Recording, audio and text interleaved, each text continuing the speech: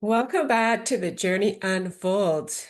So imagine this. Imagine you spend a good 45 minutes to an hour going through the episode, talking, sharing, getting emotional, doing all the things, only to realize you forgot to hit record. As I say this, I have to double check. Did I actually hit record this time? Yes, I did. Oh, the joys of technology and all the things. So, welcome back. I have been, if I'm being really honest with you, I've been really thinking hard about what to talk about today because with each episode, I feel like, okay, this is it. I've hit the bottom. It can't go any deeper than this. And then it turns out it can. And I keep coming back to ultimately, when it comes to what I want to share with you today, I don't have a tidy way in. I don't have a nice rehearsed script in front of me, which I don't want to do anyways, because this gets to be real, authentic, vulnerable when necessary, all of the things. And so I have just a few notes to keep me on track, but that is about it. So, welcome to, I'll call it Ground Zero. If you have been watching the series over the last couple of months, you will have witnessed a continual, shall we say, unlayering of me, my business, my life, in the sense that I, as I say that, I want to say this. That's really important.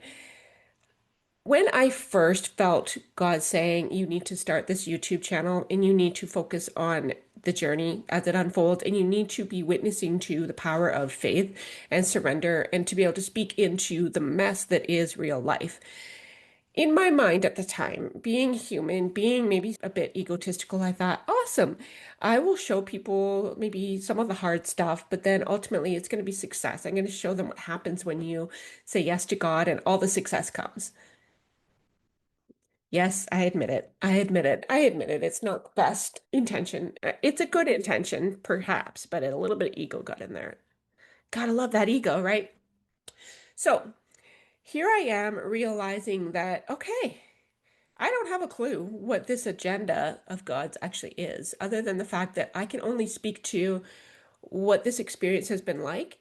And I want you to understand that I'm coming from that place of realness, rawness, vulnerability, real human experience, because I'm not here to seek pity. I'm not looking for anything. I'm here because I know someone out there needs to hear that they're not alone, needs to understand that this raw experience of going through human challenges is as real as it comes, and we don't need to sugarcoat it. So I noticed as I've been unfolding over the last few weeks that I kept thinking, this is it, this is it, this is it. This is when things are going to turn around, right? And in fact, it's actually just gotten deeper and more challenging. I don't even mean this in the way that it's just so awful and my life is over and I just can't go on. And I'm not talking about that. There's moments of that. There's feelings that come up that are very real and very difficult. And it's actually more a feeling right now of empty. It's like ground zero. It's everything that I understood and built and thought was going to lead to somewhere has just fallen to the ground. And it's now just a pile of rubble. And the good news about rubble is once you clean it up, you can rebuild, but you can't skip the cleanup. You can't build on top of the rubble. And that has been profoundly the lesson for me is that I, for the first time, potentially in the 15 years that I've been in business, I'm having to look at it for what it is. I'm having to be honest with myself. I'm having to get really real about how much I had attached my identity to the outcomes of my business and how much pride I had around my business and how I was showing the world that I could do it. It became this measurement of my worth. So imagine when it stopped generating income, my sense of self-worth tanked. I'm sure that is never what God wanted for me. I know that is not what God wanted for me. And I realize as I'm sitting here for the first time that I have no plan. See, the old me would move into do, fix, fix, fix, just get busy, make it happen, do the things, and Guess what got me here in the first place? That very same pattern. And I'm realizing what an interrupt it is for me to have to be completely different in my response. And I can't tell you how hard that is. I'm not going to sugarcoat it. I'm not going to put little sprinkles on it and say, actually, it's fine. Have a bite. Because it's not fine. It's not always fine. It's a devastating blow at times. And I don't have any way of knowing where I'm going next. I've learned some things over the last few weeks. I've learned about obviously how much my identity was completely immersed in what I could create instead of recognizing that there's value just giving and it's not about proving anything. And I'm still getting used to this idea that I don't have to see it all. That's a hard thing because you think you have more control than you do. And I know this happens to if you've lost a job or your relationship fell apart. It's like everything is gutted and there's this feeling of emptiness, open space, which can be both painful and can create hope at the very same time. And for me, I've had days recently where I would be crying from the moment I woke up with that pit in my stomach until I go to bed at night. And it impacts everything in your life. It impacts eating, it impacts your relationships, your marriage, it impacts your kids, it impacts everything. And I've had to really learn what it looks like to have grace for myself, especially in light of exploring HRT and going through a lot of things that are really tied to where I'm at in my life. And one of those things is being a mom of pretty much adult children who don't need me the way they did before. And that just takes a big piece out of the pie of how you filled your time and gave your life meaning. And it's not that that goes away. I'll always be a mom. I'll always be a wife. I'll always want to serve in that capacity. And I'm not needed the way I was. And so, what was I doing? I think I'm realizing now is I was filling that void with, but I can continue to work in my business. I can be successful there. I can da da da da da da. And I burnt out. I collapsed. Like the whole thing just fell apart. And I'm not saying that to be dramatic, by the way. I'm saying that because in real life, we're faced with these seasons where everything gets stripped down to nothing and it's raw and it's incredibly exposing and it's brutally painful. And I'm in it, right? Smack dab in the middle of it.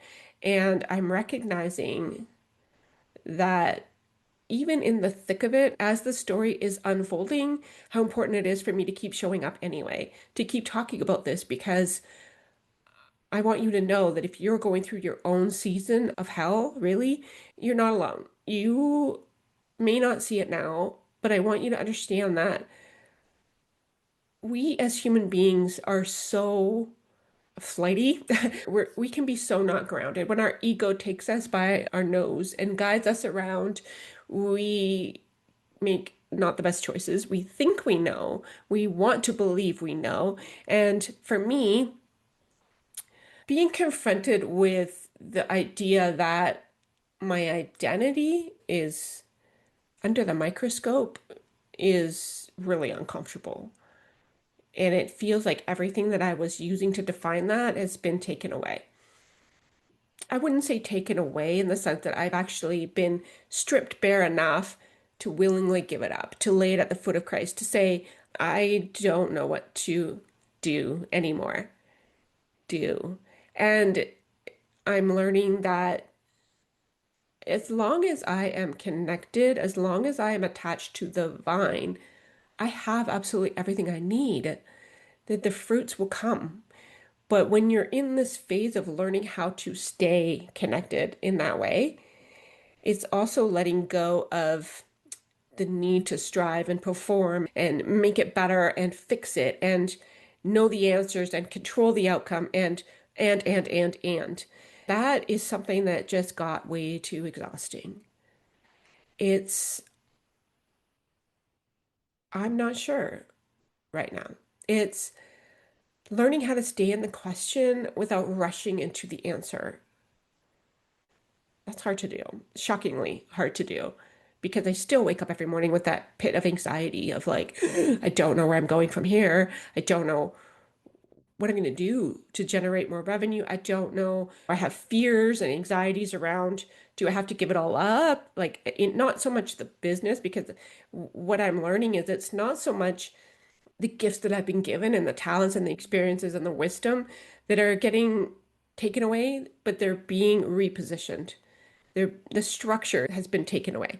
The crazy thing is that God knows us better than we know ourselves. He designed us. Hello, the intelligence behind everything. And when we think we know, it's easy to forget that we're looking outside a tiny little window, and that's all we see. And because it's all we can see, that's where anxiety and fear comes in.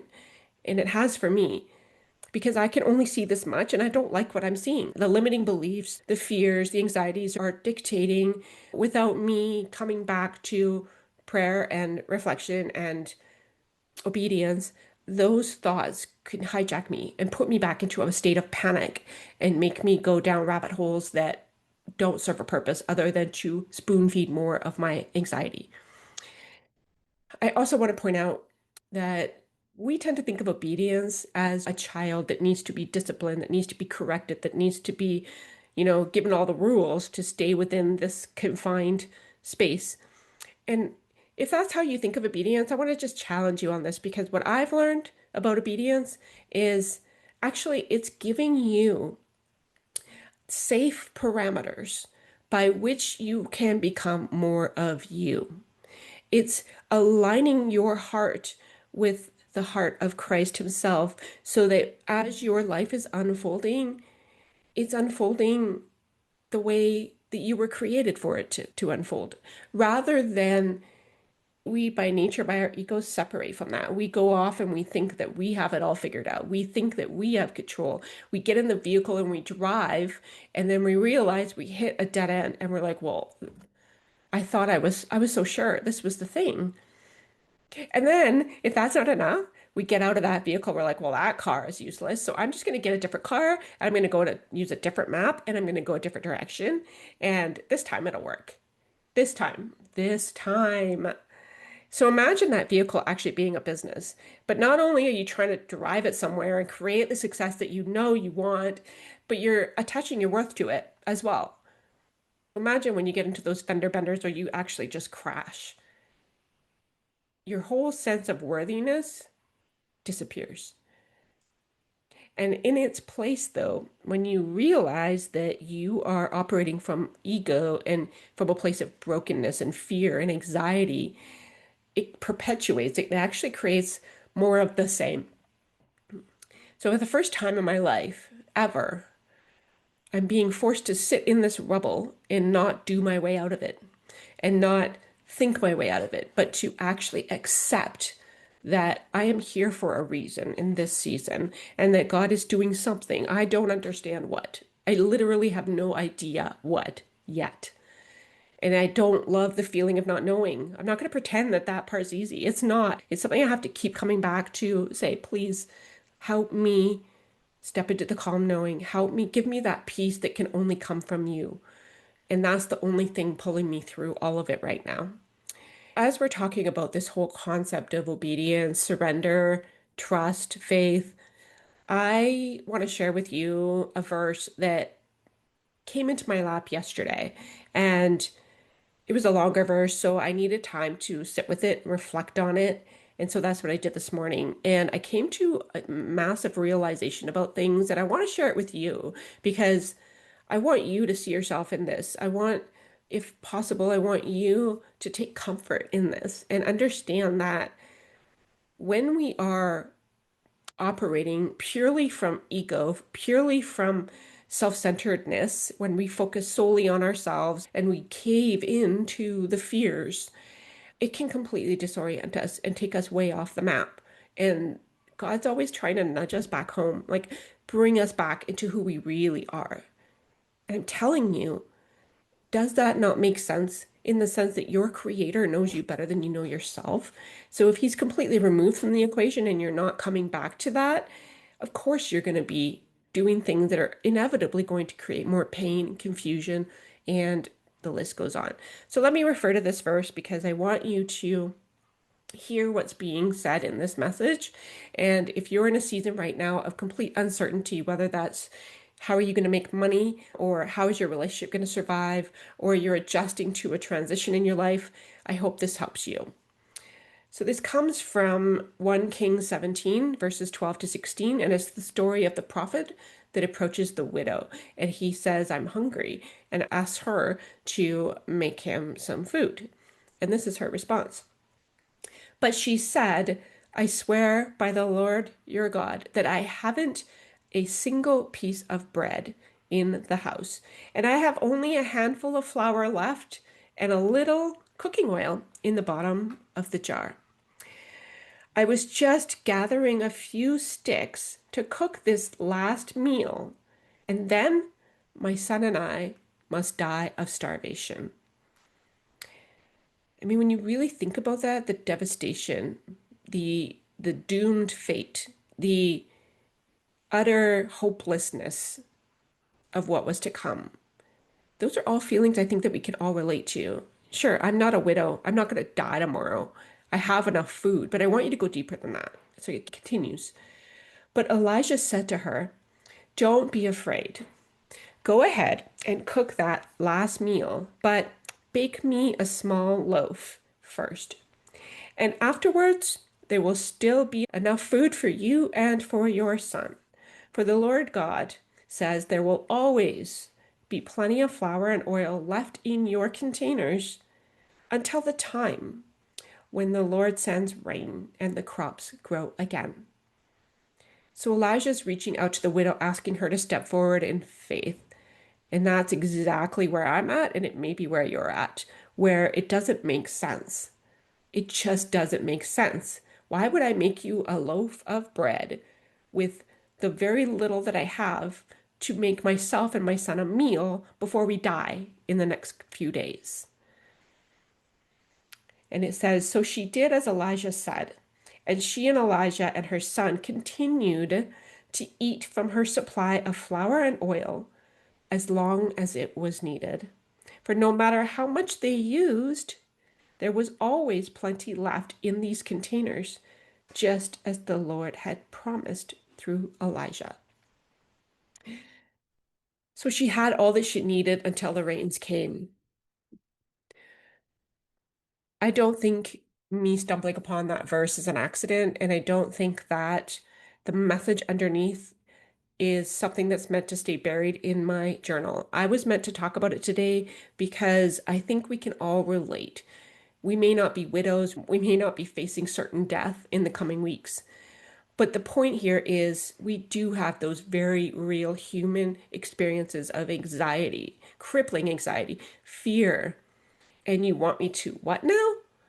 It's that idea that we have to give up something so limited in our mind that you're crazy. What are you asking of me?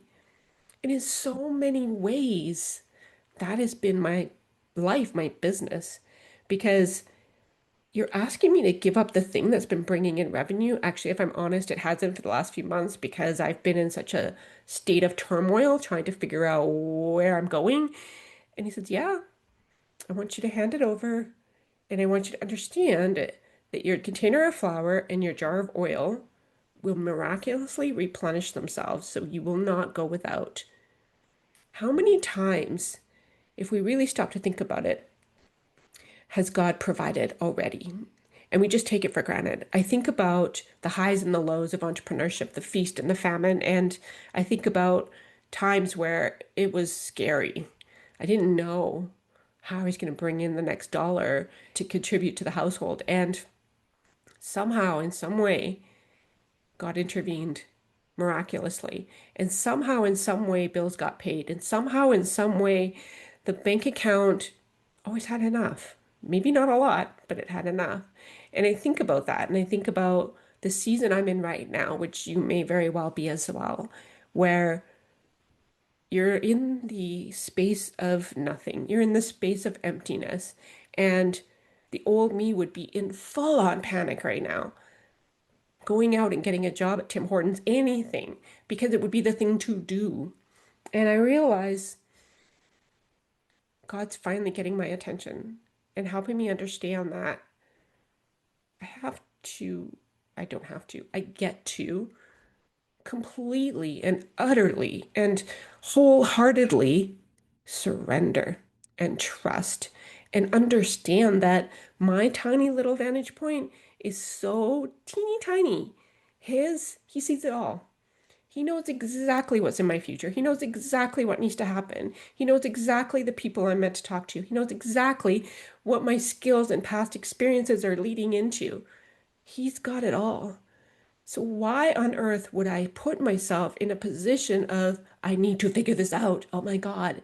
Because that energy is the very thing he's trying to remove from me. If you're struggling with that energy as well, I just beg you from the bottom of my heart, understand this. You didn't create you. You don't know you the way that God knows you, that God loves you, because you are a mere mortal human. You're wonderful and you're amazing and all the things, don't get me wrong, but we're so limited. This idea that we have all this control is an illusion. We certainly have control in the sense of our choices create results and consequences. Absolutely. I'm not saying go and sit in a sunbathing chair, drink a martini, put on your hat, and let God do the rest. I'm not saying that. But what I am saying is when it feels like your whole life is under the microscope, that's a time to let it be revealed. Let it unfold. Let it unfold. Let it be the gift that God gave you rather than trying to grab all the pieces and grab all the rubble and shove it and hide it and try to build on an unstable foundation. And I want you to know from the bottom of my heart that I'm not here to glamorize it. I'm not here to say that surrender and obedience is easy because it's far from it. But I think about the alternative. I think about what I've put myself through over the last 15 years, and I wouldn't wish that on anyone. The pressure, the stress, the self beat up, the sleepless nights, the constant seeking out of the thing that would finally make me feel whole and successful and complete and good enough. That's a hell that I will say no to 100 times over so that I can say yes to God because He already knows. And that's the beauty. That's what I'm leaning into is He knows exactly where to take me next. He knows. And when I really step into that, it's freeing. It's absolutely glorious because I just know the answers will come to me exactly as they're meant to, so long as I continue to come back to surrender, to come back to reflection and prayer and very deep discernment, because I don't want to get hijacked by my fears again. I don't want to get hijacked by these good ideas that seem so great, but actually pull me away from what I'm actually meant to be doing. So, as I wrap it all up today, I first want to say I really hope that this message speaks to you, to your heart, and comforts you if possible in any way. I think that we are foolish to think that going through some of the really most challenging seasons of our lives is a bad thing, that we need to avoid it, that we need to run from it, because instinctively I think we do. We avoid pain. But what if sitting in it and walking through it, going through the fire instead of around it, is the very thing that's going to absolutely transform you and your life for the better? And that's what I am believing right now. So next week, I am taking a much needed vacation, meaning I get to actually give myself the grace to let go and just be. And that's just the next step in this process of evolution, if you will. Not only have I come to a place of just rubble everywhere, which I'm cleaning up, I'm not hiding it anymore, I'm just cleaning it up because in this space of emptiness, I welcome new beginnings, new possibilities that are aligned with what God's intention is, as opposed to what Katie's intentions are, which have taken me to too many dark, painful places. I'm over it. So I'd rather face a kind of hard that challenges me for the better than to face a kind of hard that breaks me down and destroys me. And I hope that you understand the difference. So this next week I'll be away, no episode next week. And my hope, my prayer is that by the time I come back in early August, that there'll be new information, new clarity, new focus, new peace, new understanding that I can share with you. Because ultimately, regardless of what happens or doesn't happen between now and then, I'm here because I'm being obedient. I don't know who's going to hear this. I don't know who's going to see this, whether it's in the immediate future or years down the road. Me showing up and sharing is not because of me. It's because I'm being led by the Holy Spirit Himself to touch people and to bring them home, true home. So thank you so much for being here, walking with me on this journey, and share your comments. Let me know if something resonated with you. If there's anything you'd like me to talk about in the future, share that too. I'm so grateful for you, and I'll see you next time after taking a break. Bye for now.